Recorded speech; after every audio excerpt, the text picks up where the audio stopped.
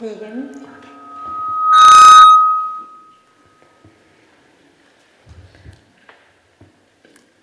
I'd like to invite the children to come up here and sit around me, please, and support me up here.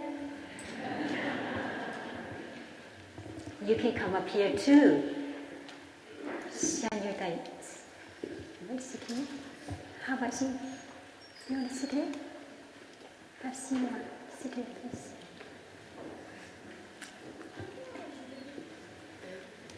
You want to come up here too? Okay. Come closer, come closer. So we're going to listen to the 3 sounds of the bell. We're going to sit really beautifully. Let's close our eyes so we would not be distracted by those people over there. And then bring our attention to our in-breath, to our out-breath. Relax our whole body and smile, a gentle smile to ourselves. Sit really still and really calm. And then we'll listen to the 3 sounds of the bell. And when you hear the sound of the bell, we allow it to go in really deep. We listen to it as it starts out until we can't hear it anymore, okay?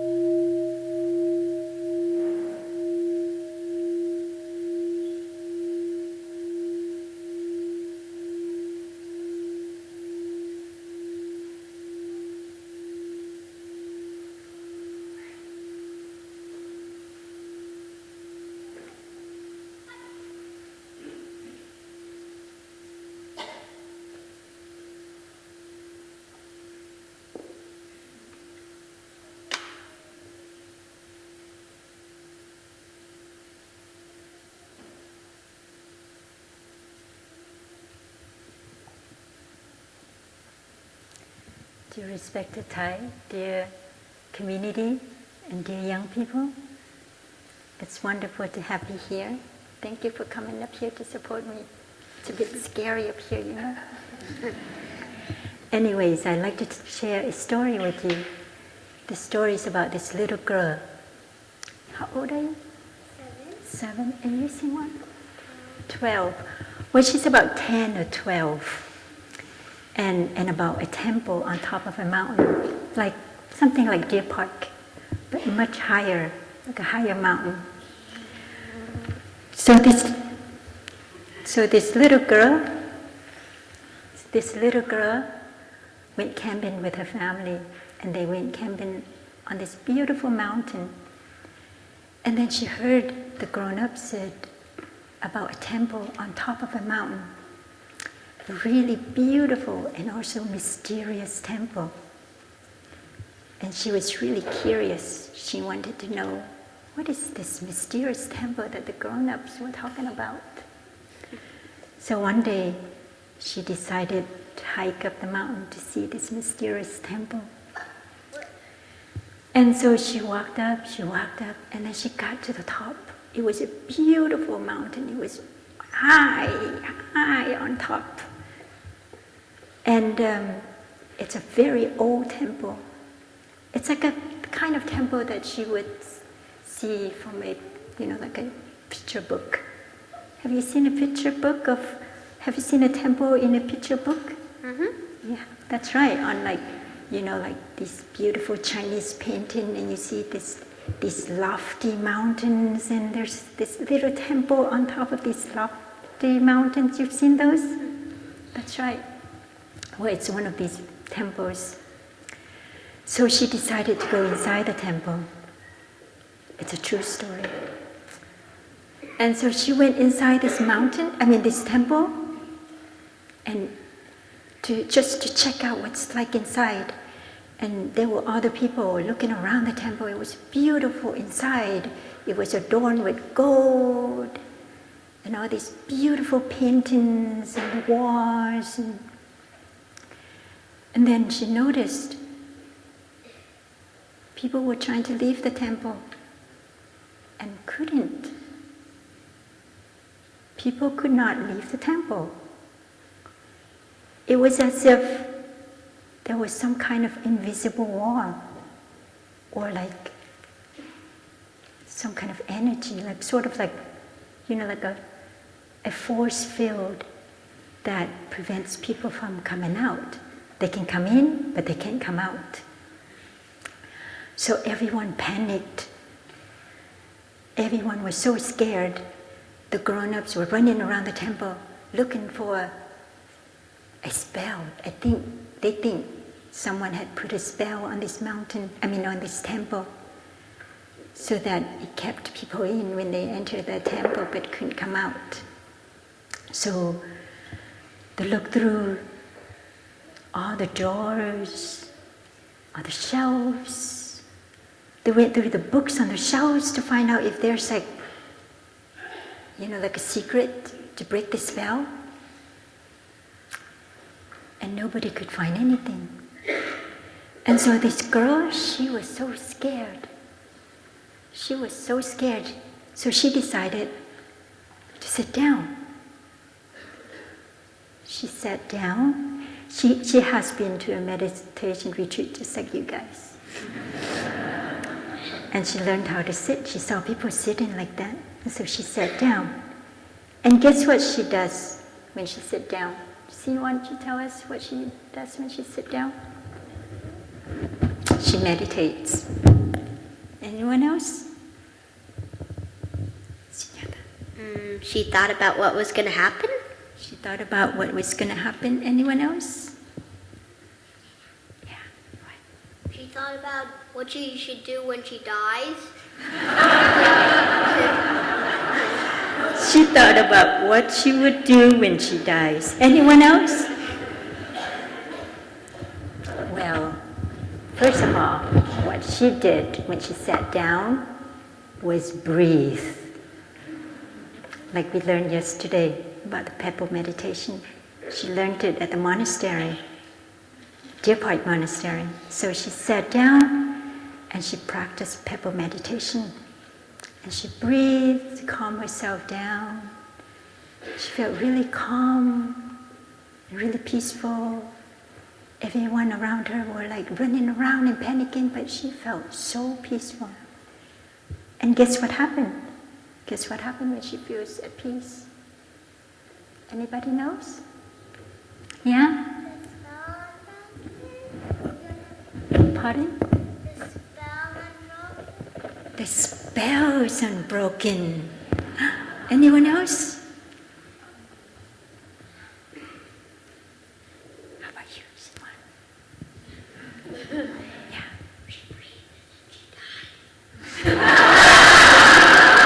She breathes and she dies.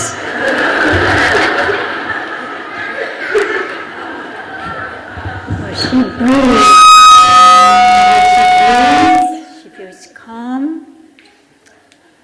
Felt peaceful, and she felt free, and all of a sudden she felt, this is how you break the spell. Like our young friend said, this is how you break the spell. She found a way out just by sitting down and breathe and become calm and become clear. Isn't that amazing? So the key is not on those shelves in those books, but the key is in here, right? This little girl discovered that the key is in here to break the spell. The secret is in here.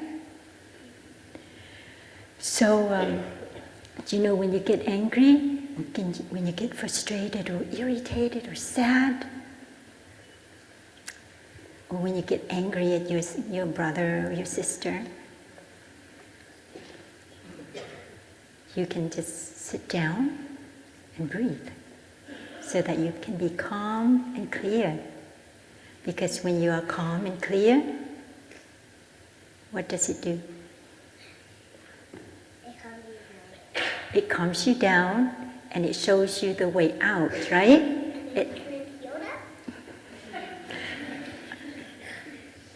And then you become like a Zen master, a baby Zen master.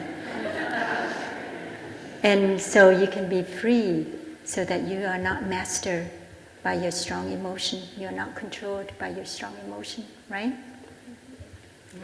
Sinwan has direct experience with this, right? Sinwan has transformed so much over the years. When she was a child, she had a lot of suffering, her ancestral suffering, right? And it was breathing and sitting still and calm that helped you to transform them, right? So that's the way. So when you go home, and when you are not happy, when you feel irritable, just sit and breathe like this young girl. And then she finds the key inside, the secret inside, to come out of her anger, to come out of her frustration and her irritation. Can you do that, Siwan? Can you do that? Mm-hmm. Can you do that? Yes? Okay, thank you. Thank you for your practice. So let us put our hand on our belly and just breathe with this little girl in the story. And we'll breathe and we'll count our breath from 1 to 5, okay? And then we can count back from 5 to 1. This can really help us to stay calm and clear in our head. Okay? The sister is inviting the bell for us to breathe with it. So let's breathe.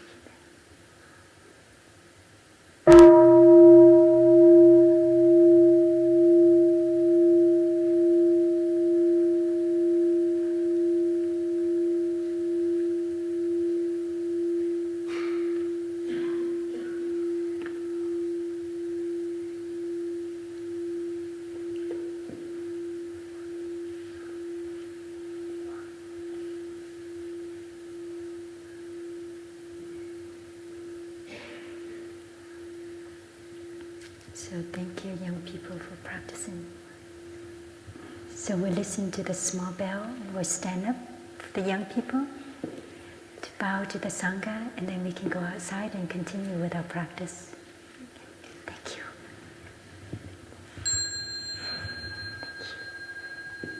See you later.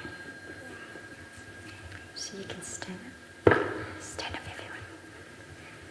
Return to this people.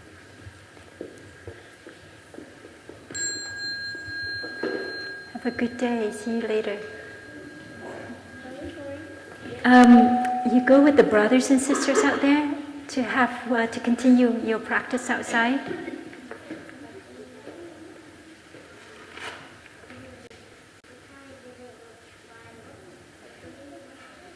Those of you on the side, there's some seats available up here if you'd like to come up. That would be a really good support for me up here.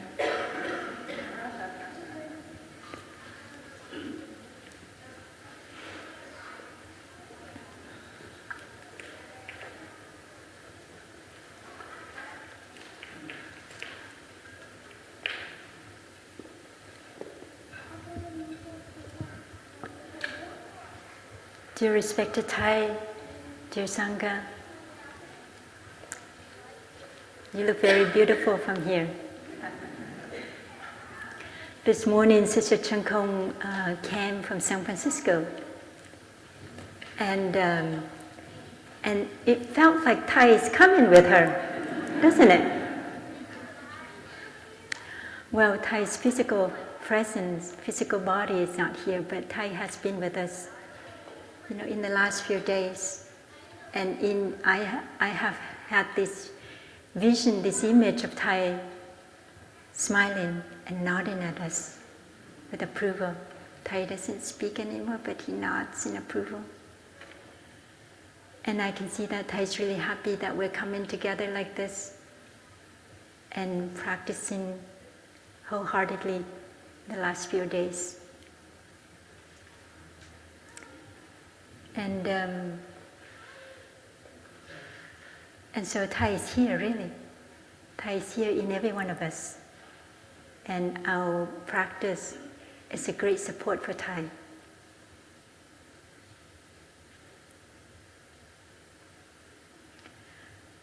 I would like to acknowledge the presence of the lay Dharma teachers.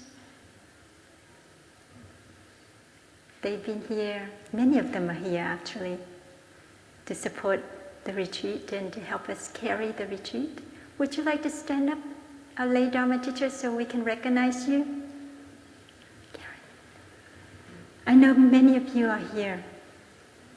There's Peggy, there's some senior lay Dharma teachers, there's new Dharma teachers. I think there are more outside. There's Lynn Fine is not here. She's outside too. Yes, thank you.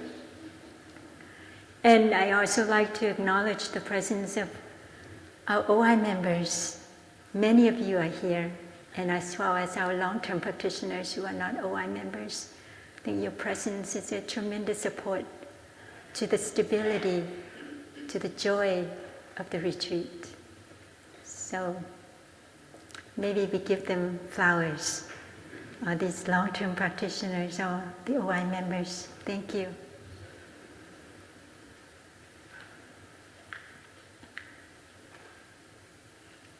So in the last 2 days, my sister and brother had talked about the body and the feeling.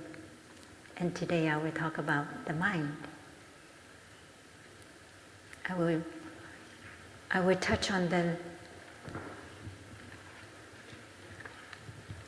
third set of the 16 exercises of mindful breathing.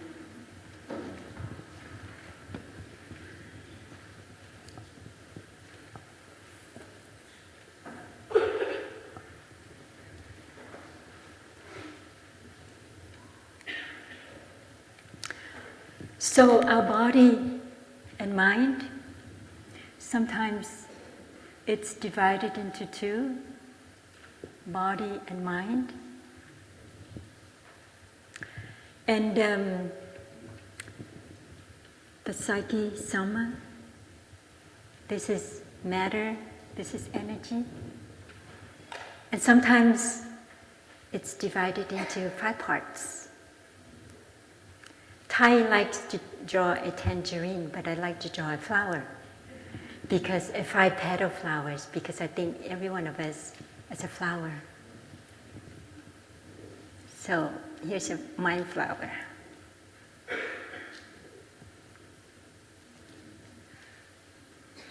And a little petal up here. I'm sorry, there's no space.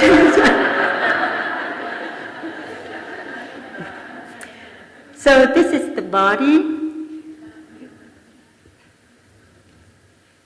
and feeling.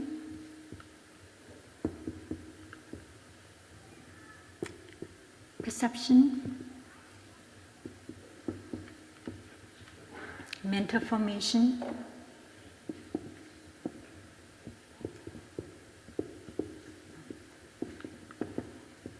and consciousness.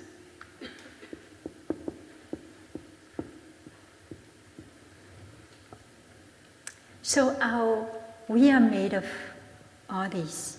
We are not just this body or the feelings that we learned yesterday, but we are also perception, mental formation, and consciousness. And as my brother had said yesterday, feeling and perception are 2 of the 51 mental formations. So this makes 49 here. And because there's such a large domains in ourselves, that breaking them down like this helps us to focus on the practice of embracing and working with our feelings and our perceptions. And body, feeling, perception, mental formations all stemmed out of consciousness. Because consciousness here is referred to the store consciousness. It's like Thai circle, isn't it? It's round. Thai always make the roundest circle there is with one breath. Almost.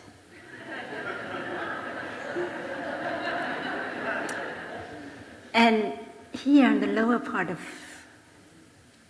our consciousness is the store consciousness. The store consciousness is a place that stores all kinds of seeds, a whole spectrum of seeds, from the most positive to the most negative. They're all in here.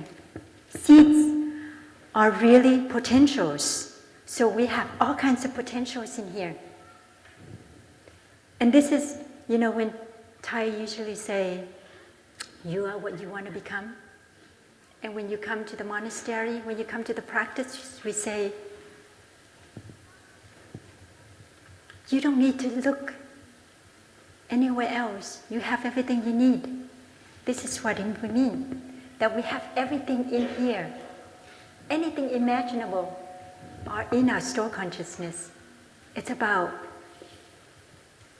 touching these seeds in here so that these potentials manifest and become energy in our mind. So here is our mind consciousness.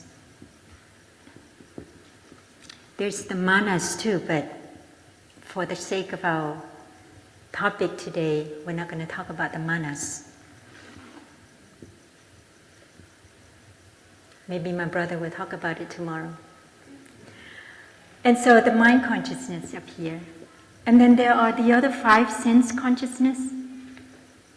There's the eyes, the ear consciousness, the nose consciousness, the tongue consciousness, and the body consciousness. And so whatever we come in touch through our ears, our eyes, our nose, our tongue, our body, it goes in, it falls in our consciousness, and it touches seeds in here. It touches seeds in here, and these seeds will manifest in our mind consciousness as energy, something that we can feel, we can see with our mind, with our inner eyes, such as joy, such as anger. You're now sitting here and you don't have anger. You're not angry at anyone right now. But that doesn't mean that your anger is not there. Your anger is down here in your store consciousness. And when someone comes to you and just poke at you, they water the anger in you, and the anger comes up, and you flared up in anger. So our body, our feeling, our perception, our mental formations are all manifested from the store consciousness. Even our body is manifested from the store consciousness. This is something for us to ponder about. How is it that a physical entity like this body can be manifested from the store consciousness?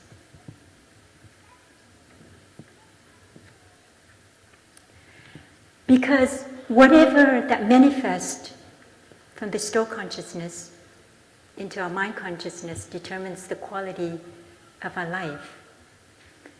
If we are exposed to people who are kind, like everyone here at the retreat, if we're living at the monastery, then all the wholesome seeds will be watered.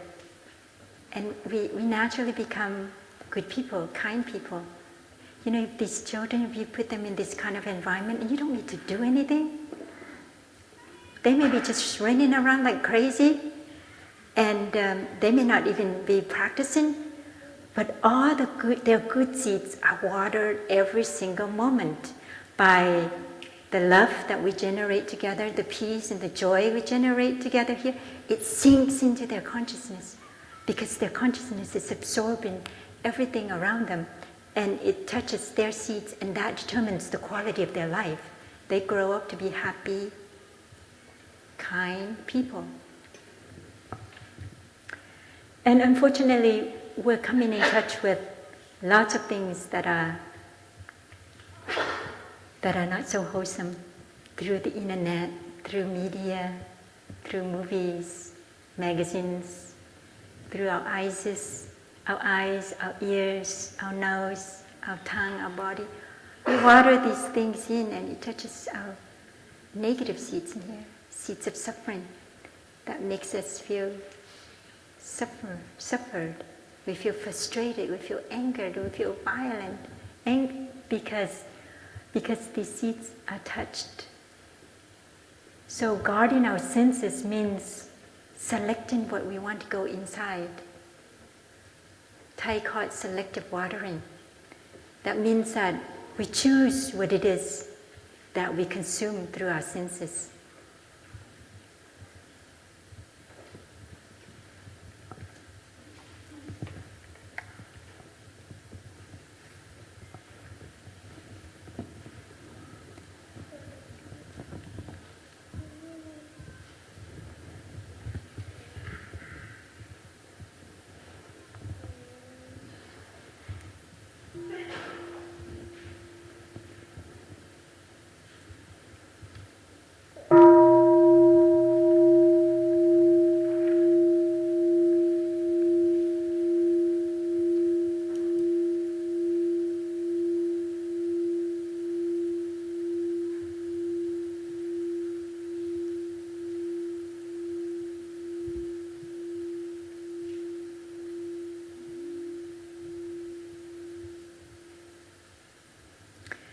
And Thai always encourages us to really trust our store consciousness, because all the wisdom and the capacity to become enlightened, compassion, are all stored in the store consciousness. And it's about coming back to ourselves and touch these seeds inside ourselves so that they become energy, they manifest as potential, as energy. And I'll share with you how I prepare for my Dharma talk. I see my brothers and sisters preparing extensively for their Dharma talks, and sometimes it scares me because I don't know how to prepare for a Dharma talk. And so I have to find a way, now. Ever since last autumn, when Thai went to the hospital before he had the stroke, the Dharma teachers had to step up and give talks in Plum village and to go out and lead retreats like this. It's a bit daunting to be sitting up here. And so I have to find a way to prepare for this, because, I can't just sit there and think and then write and think and write. And I've seen my sisters doing that, and I'm like, wow. That's amazing, because it's something that I can't do. So I decided that I have to trust my store consciousness. All the seeds of insight and wisdom have been transmitted to me over 20 years by Thai and by the Buddha and by everyone that I ever come in contact with. Their wisdom, their insight, becomes part of me, and it's stored in my consciousness. But how do I tap into my store consciousness? So I know I have to talk about perception. I know that I have to talk about mental formation. So I make the intention in my mind consciousness that this is what I want to talk about. And I entrust this intention to my store consciousness. And then I keep my mind consciousness really quiet and really still and clear. And I keep a piece of paper with me and a pen. And when I'm quiet and calm, things come up into my mind consciousness, and I jot it down and just put it aside.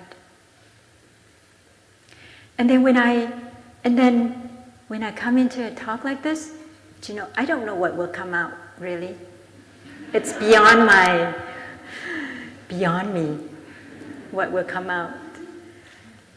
But I trust my soul consciousness, and I trust everyone in the audience, because your energy, your presence will touch my soul consciousness, and what things will come out in a natural way. And Thai said, when you use the soul consciousness, it takes less energy. It's more energy efficient, and it flows out in ways that's better than if you were to use your head, your intellect. So I really did that. But let's see how it comes out. Okay? Let's see how wise my soul consciousness is.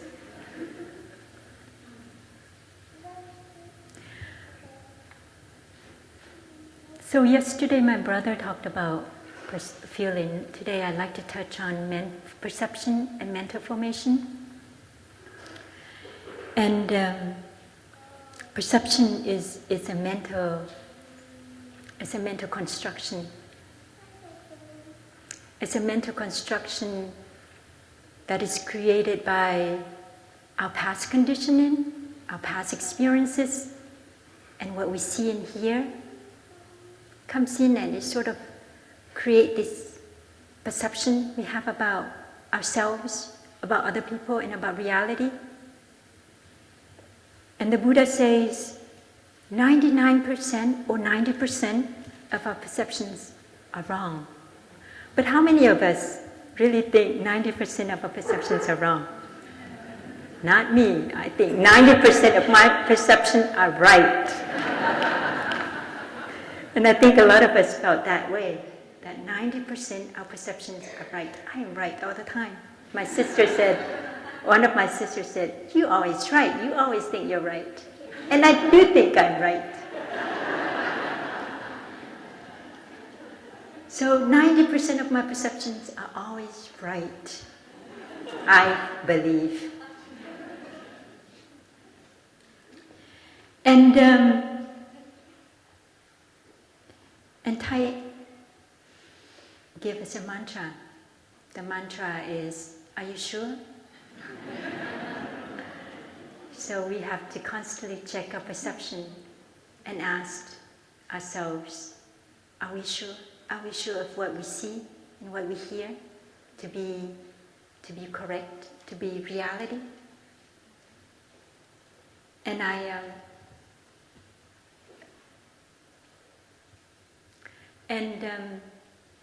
I think it created a lot of suffering for me, this perception that I believe to be correct. It created a lot of suffering for myself and for other people as well. And lots of time, it's what breaks up my relationship with other people, because I believe this is right, and it clashes with their perception or with the reality out there instead of with the reality in here. These two reality clashes, and sometimes that's how we break up relationship. That's how we harm and we hurt our relationship with other people, because of our perception. And I had a really an eye-opening experience with this perception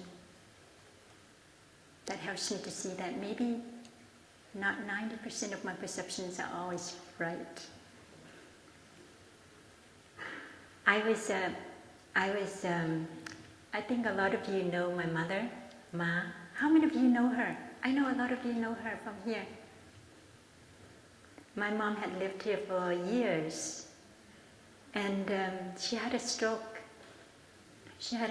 And my brother and I were taking care of her here in Deer Park. My brother was flying from Plum Village, and I was already here. We took her here and took care of her. And it was, and so one day I would take care of her from early morning until late at night, even though we had someone to help. And then the next day my brother would take care of her, and I would have a day off to participate in Sangha's activity. But it was also during the time that I was taking care of registration to Vietnam. It was during the year that I went to Vietnam to celebrate Vesak in Hanoi. And Thai wanted to bring a lot of Western practitioners to Vietnam to support Thai. And I was the only one that was doing registration. And 400 people came, but you know, a lot of people ask for this and that. So every time that I'm off from taking care of my mom, I would be like answering emails from morning until evening. I would just come for sitting meditation in the morning and in the evening, that's all. And then finally we went to Vietnam. But during the time that I was taking care of my mom, it was the most fulfilling time for me to be with her and to take care of her. She was very challenging. You know, with the stroke, she was so agitated and so unclear that we just had to constantly be with her in every moment. And it was her agitation that made it really difficult, really tiring, really draining.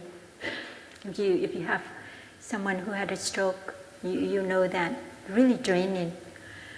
But it was so fulfilling for me because it was what I really wanted to do, to be there for my mom when she wasn't able to take care of her anymore. And so the time came and I went to Vietnam and with the Sangha. And I checked everyone in, everyone paid and checked into their room. And that evening, the next day, I had a mental breakdown. I felt I had gone through so much stress taking care of my mom and did registration at the same time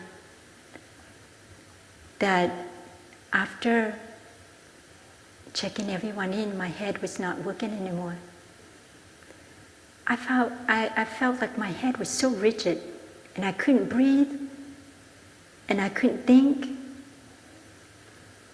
And whenever a thought comes into my head, like a perception that comes into my head, it became so real.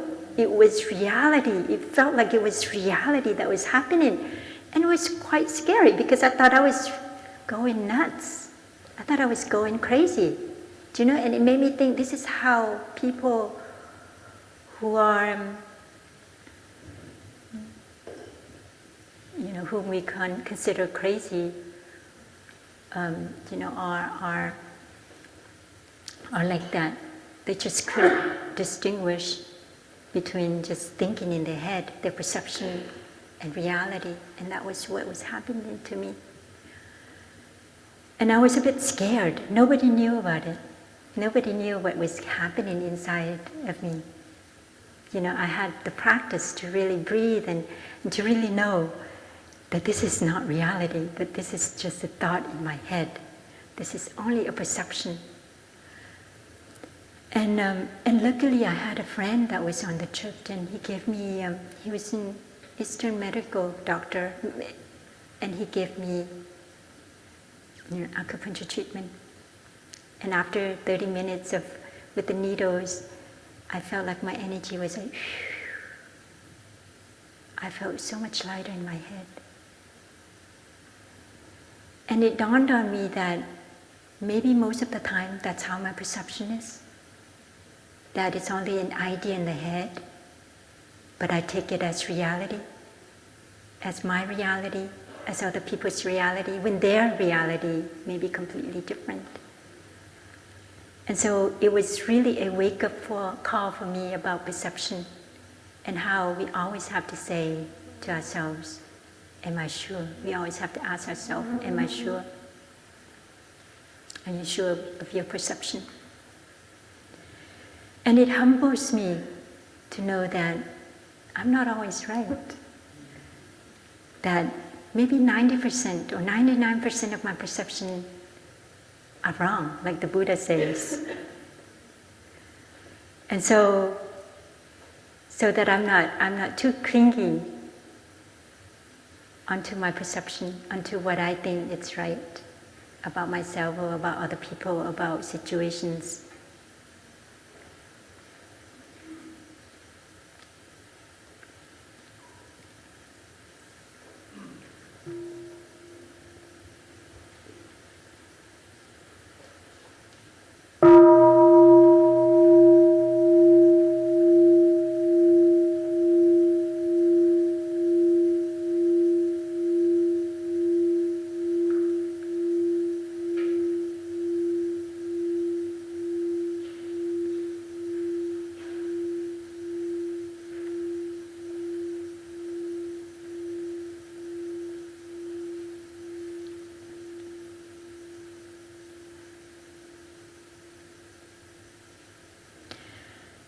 So it's always good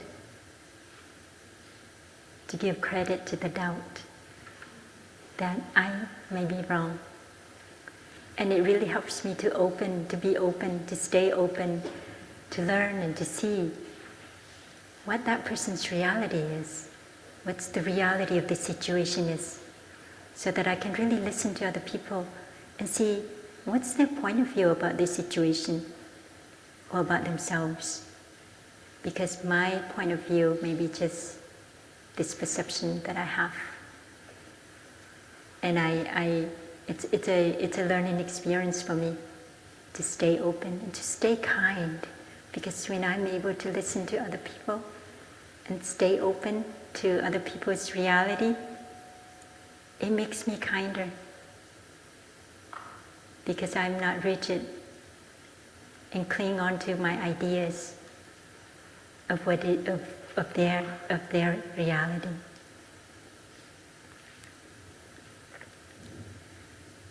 And so the 4 exercises of mindful breathing to deal with the mind. The first exercise, the 9th exercise, is aware of the mind. Breathing in, I'm aware of my mind. Breathing out, I'm aware of my mind.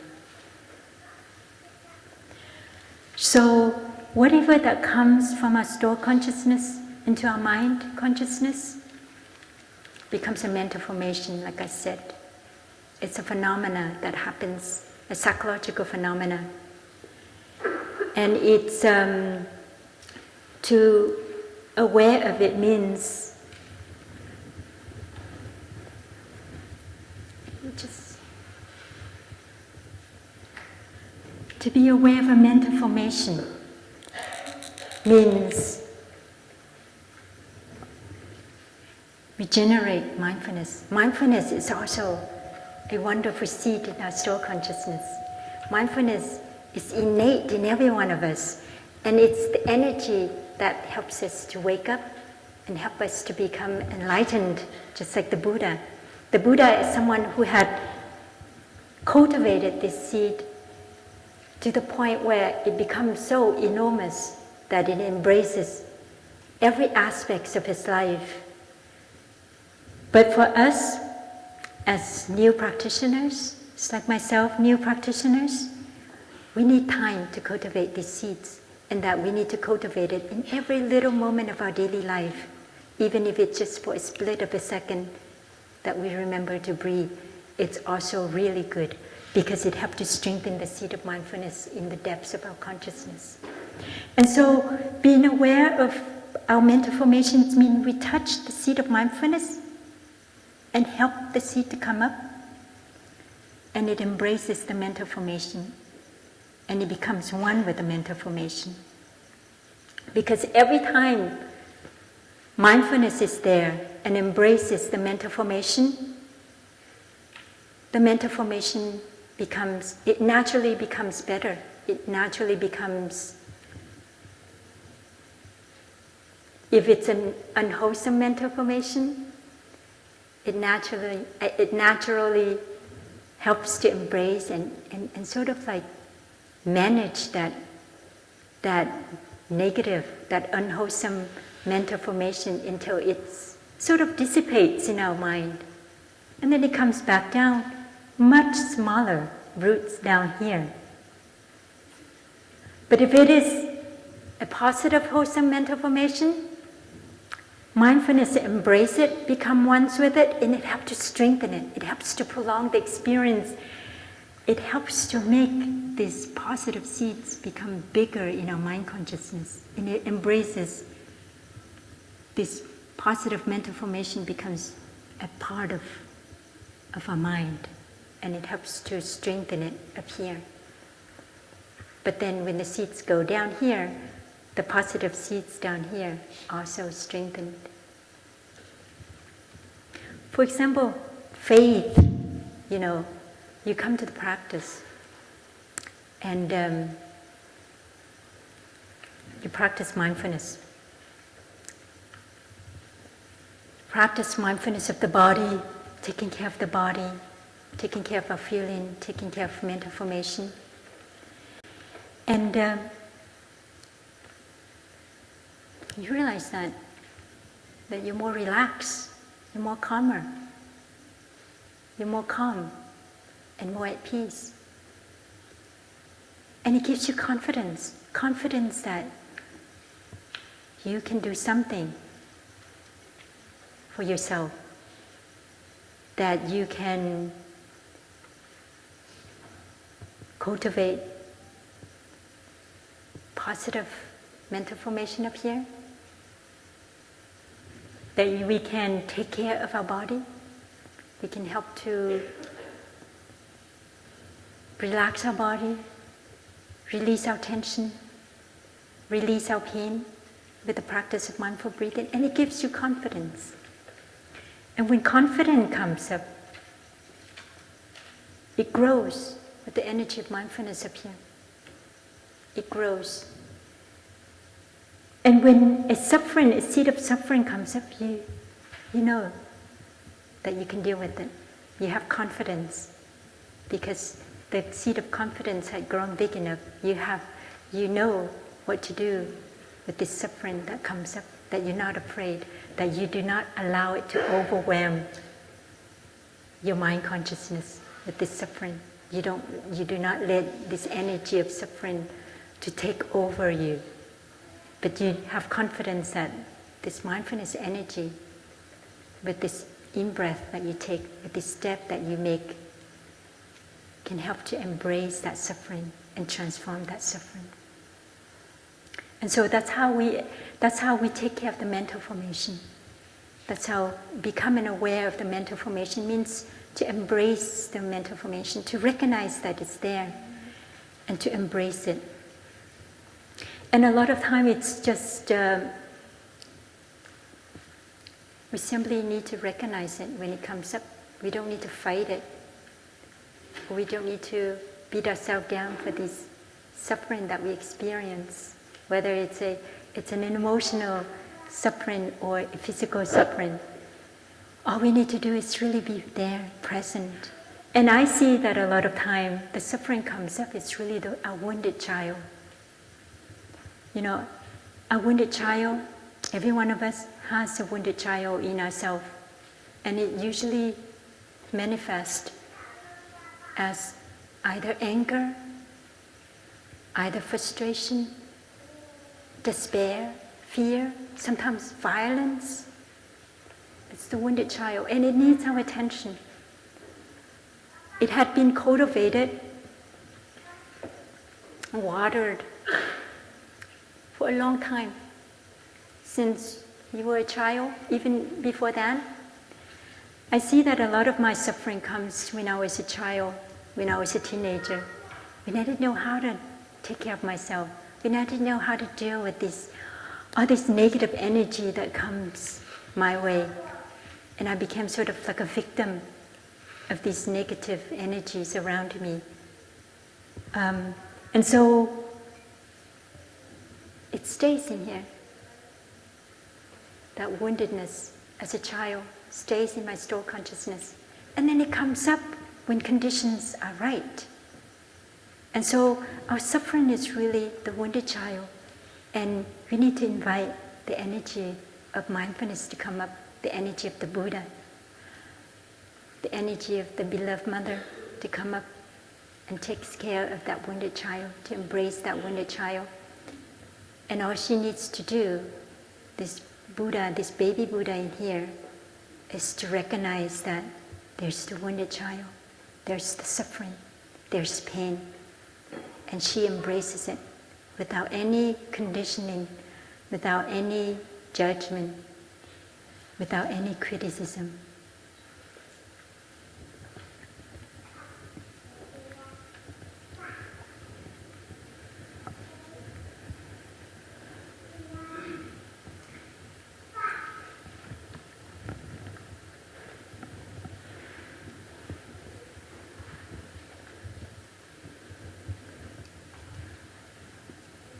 So we hear the sound of the bell to breathe. Come in touch with our peace, water the seeds of peace and stillness and calmness and clarity inside ourselves.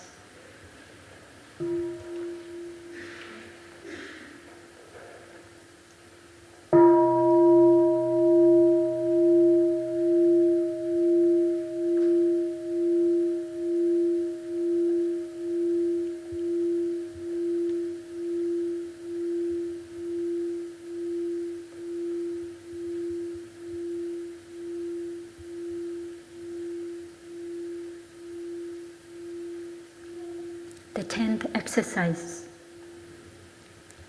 to make our mind happy. Breathing in, I make my mind happy. Breathing out, I make my mind happy. You notice that when we were working on, when we were learning feelings, that there were 2 exercises to cultivate joy and to cultivate happiness. And this one here, also to cultivate happiness in our mind. There's 2 things that came to mind when I see this. One thing is that happiness and joy is so essential in our practice. It is what helps us to continue with the practice. It is what gives us energy and faith in the practice so that we can continue with the practice. And it's our nourishment. Without it, our practice would die. So it's important to cultivate. Even though we talked about suffering, we talked about how to recognize suffering, how to manage our suffering, but we don't forget that joy and happiness is really important part of the practice as well. That's one thing that I realized. The other thing I realized is that the Buddha always repeats himself. I go into the teachings of the Buddha, the discourses given by the Buddha, and I notice that he's repeating like this, the same themes over and over and over again.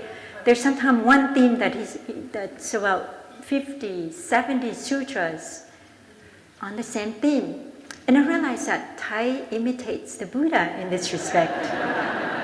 Thai repeats all the time. If you've been to Thai's retreat many times, you know that every single talks of Thai, he talks about mindful breathing and mindful steps. Or he would share stories and you hear it again and again, the same stories. Sometimes, like as Thai is sharing the stories, I know Thai. I know what's coming next time, And I realized that when I started to give talks, I do the same thing. I start to repeat. And I realized how important it is to repeat. Because how many times have I heard about mindful breathing and mindful steps, but have I really mastered mindful breathing and mindful steps? No. The seeds are still small. And I need to water it more with these talks. I need to be reminded again and again. And I notice that every time I hear Thai repeating the same teachings again, I hear it differently. It comes in differently. It's as if my mind is prepared to receive this teaching at this time. Maybe not 100 or 1,000 times before, but this 101 time or 1,001 time that I'm listening to it, that it clicks and it sticks. And so if you're hearing teachings over and over again, don't be discouraged. Don't close up and say, I know that already, sister, or I know that already, Thai. But really keep an open mind, because you don't know what may be touched when you hear this again.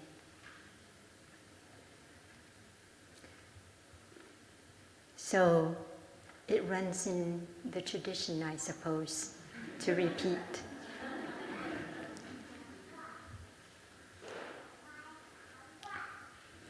And so to make ourselves happy, to make our mind happy, one of the things to make ourselves happy is to recognize the positive elements in ourselves and around us, to come in touch with these positive elements. Like my brother had said yesterday, because in us there's goodness, there's beauties, there's wonders, there's compassion. There is so much more than meet the eyes. That's my experience with myself. That I felt there is so much more to myself than what I think I know about myself. Let alone other people. Let alone knowing other people. That maybe we just know a little bit of who they really are. And so it really humbles us to know that we don't know it. We don't know it all. There is so much more to us than what we think we know.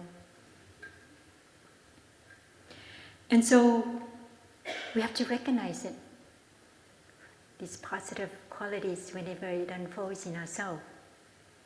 And we also have to practice to touch these positive qualities. I think coming to a retreat like this, it's really, creating the space and creating the opportunity so that our wholesome seeds can be watered every single moment of our life here at the monastery. And it feels really good when these wholesome, positive, beautiful qualities manifest in ourselves.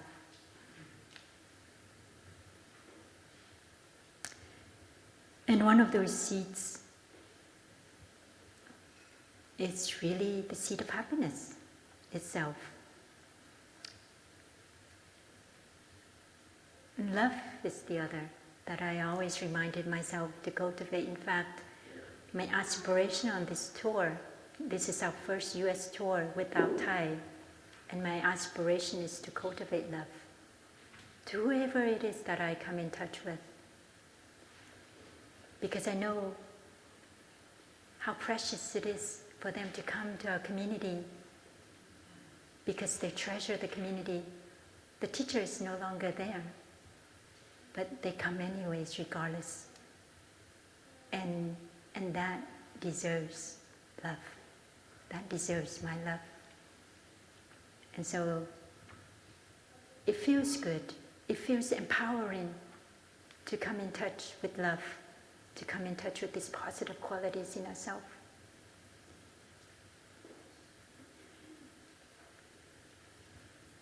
And we need to come in touch with positive qualities. We need to come in touch with happiness, make our mind happy, because we want to cultivate and we want to strengthen our inner strength. We need to have that inner strength, and it comes when we're happy. It grows when we cultivate the wholesome, positive qualities in ourselves. We feel stronger, we feel more solid, And that's what we need in our life, to have this inner strength to deal with, all the challenges of life, all the suffering that may be unfold within ourselves and around us, in our society and in the world. Because without this inner strength, we can easily fall over and become victimized by the suffering that we experience and also the suffering that we witness in our society. So we really need to be strong in ourselves and helping these positive qualities grow in ourselves, really strengthen us inside. It's like building the inner muscle, not just physical muscle, but the mind muscle.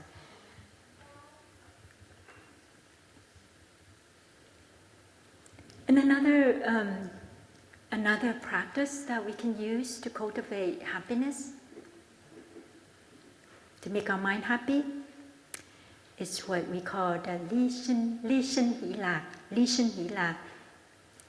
Li Shen Hỷ Lạc means happiness and joy generated by letting go, by the practice of letting go. Letting go for me, it's not about suppressing my needs or denying what is happening, but it's about surrendering. Surrendering what I think should be, what I think should be. Surrendering my expectations, my clinging onto my ideas, my perceptions. But it's about accepting and allowing what is happening to be as it is. I'm really putting down my mental expectation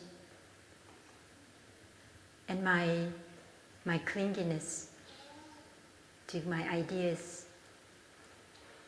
And when I am able to put down these expectations or this clinginess, I allow things to be as it is. It unfolds as it is, and I accept it like that. And it brings so much lightness and ease and joy to the body and to the mind. I don't need to struggle anymore. The practice is not about struggling. And for me, my whole life as a monastic, it's about letting go. Letting go.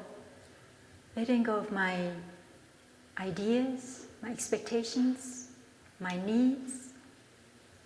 And every single moment of my life, from the moment I wake up in the morning until I go to sleep, it's all about letting go. I don't think we need to accumulate more, even more insights.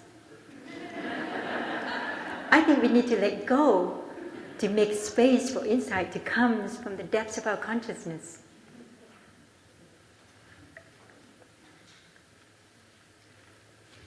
And the other three, Niệm Sinh Hỷ Lạc, which is joy and happiness generated or cultivated by mindfulness. Định Sinh Hỷ Lạc, mindfulness, joy and happiness born from concentration. Tuệ Sinh Hỷ Lạc, joy and happiness born from insight, from understanding.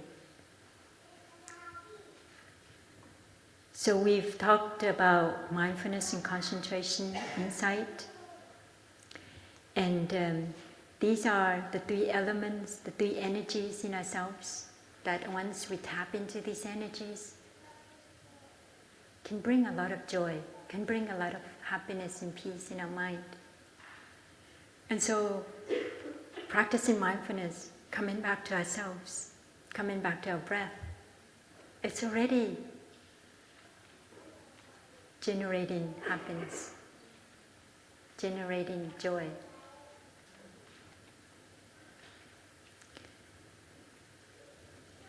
The 11th exercise, concentrating the mind. Breathing in, I concentrate my mind. Breathing out, I concentrate my mind.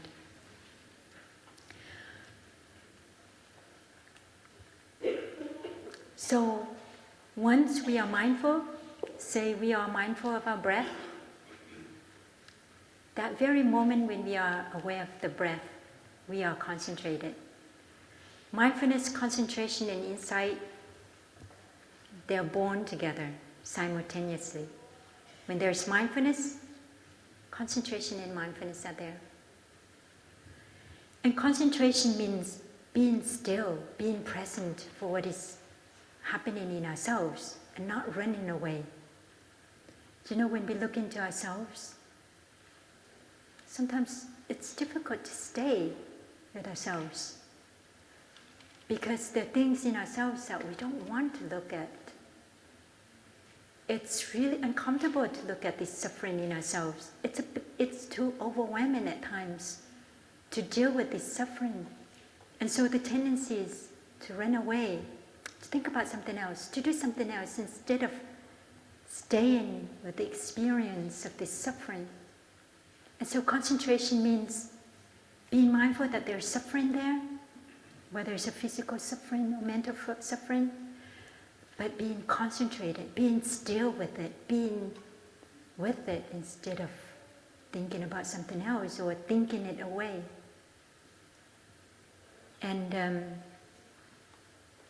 being with it helps us to see, helps us to understand.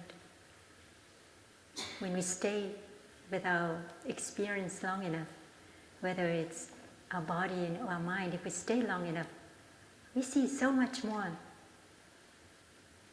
than what it is. And this insight, this seeing, is what liberates us.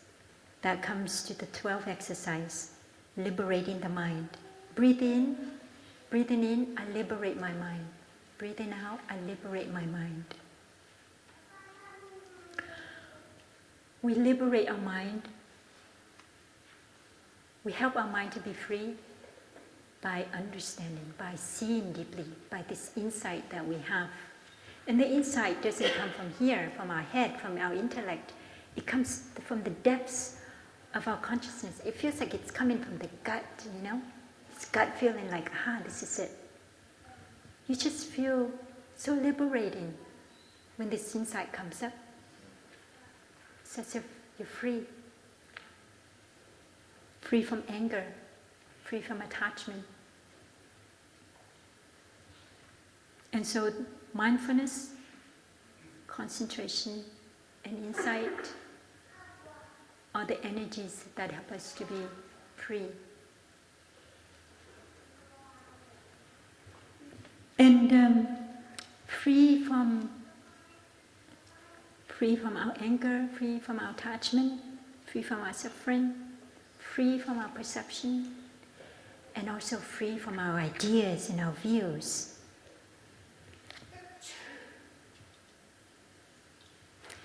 There's this really rigid views in ourselves, or in myself, maybe not in you,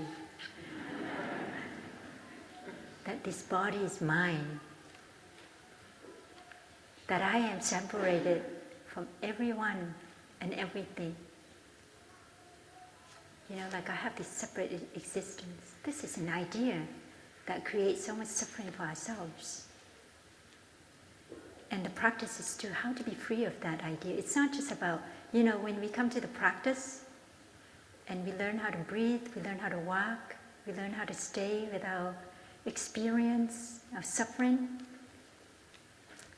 we think that that's all there is, that we just want to suffer less, that's all.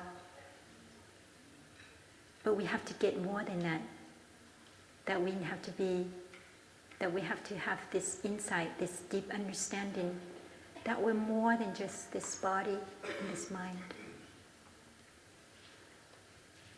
And so let us go to the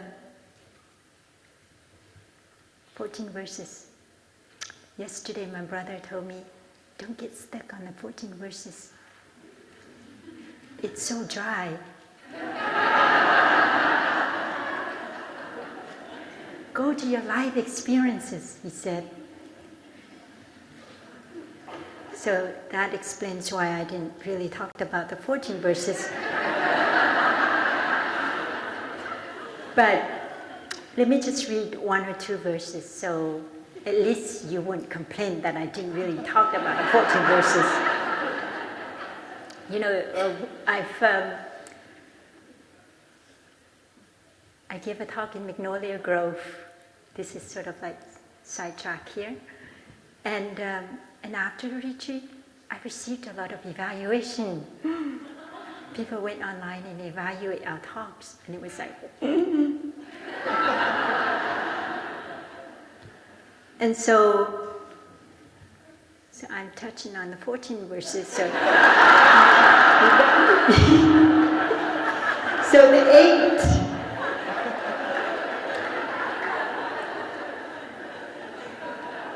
exercise, or the 8 verses. Impermanence is non-self. Non-self is interdependence. It's emptiness. It's conventional designation. It's the middle way. It's interbeing. These are big terms, aren't they? The 9. Emptiness, signlessness, and aimlessness unravel all sadness and pain. In the daily practice, one is not caught in conceptual knowledge. Okay, that's enough for the 14 verses.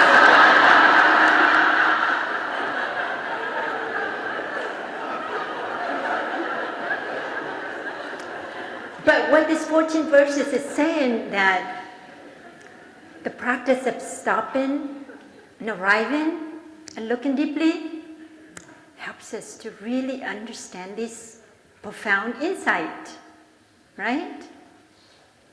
So that's all you need to know. All you need to do is practice arriving in every moment, and you will understand all these wonderful insights. You don't need to think about it. Your store consciousness will take care of it. But the ideas, these views in ourselves, this idea of a separate self, is so rigid. I feel like I need many lifetimes to really practice to break through this rigid, this belief system that is so ingrained. My brother, I think he will talk about it because it has to do with manas. This rigid idea about a separate self has to do with manas, and he'll talk about it tomorrow, I hope. But what we want to be liberated from is this idea, this view about our body and about our mind. We want to really experience the insight of interbeing, of how we are connected with everything and everyone in this cosmos, with the planet Earth, that we're part of this planet Earth, that we're part of everyone else, that everyone else is part of us. And these are really profound insight, but they can be practiced in our daily life. They can be practiced when we eat, when we drink, when we defecate and urinate. If we're really present, if we stop our mind, if we look deeply, we see how much the cosmos, the planet Earth, the Earth and everyone is coming in and nourishing us in every moment of our life. And that we are nourishing everyone. And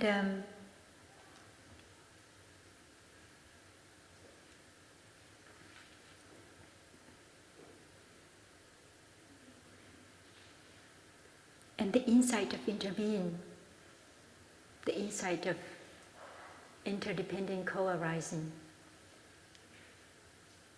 helps us to see that we're not separate. We're not completely independent from everything and everyone. That we are intimately interconnected. And this insight is so liberating. And it really throw our hearts wide open to be in other people's shoes and to love. We can only truly love when we know that that person is not different from me, that that person suffering and joy and peace is my suffering and joy and peace. Our love becomes really genuine.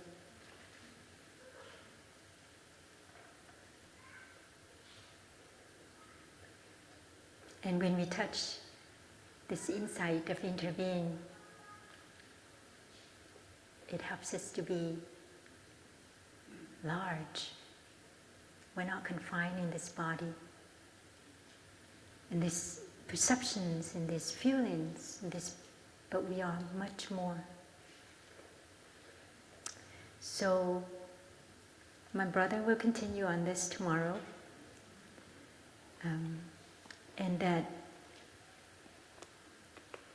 as we continue with the practice to take care of ourselves, to take care of our suffering, and to cultivate peace and happiness in ourselves, we are at the same time contributing to the collective awakening of our society, of the world, because we are interconnected. Our peace is the peace of the whole humanity. Our awakening is the awakening of the whole humanity. And that every one of us counts. That we can make a difference to our society and to the world with our practice of peace, of love, of happiness. So thank you for being here. Thank you for creating this space so that we can touch the beauties inside ourselves. We can touch happiness. We can experience peace and love here and now. Thank you.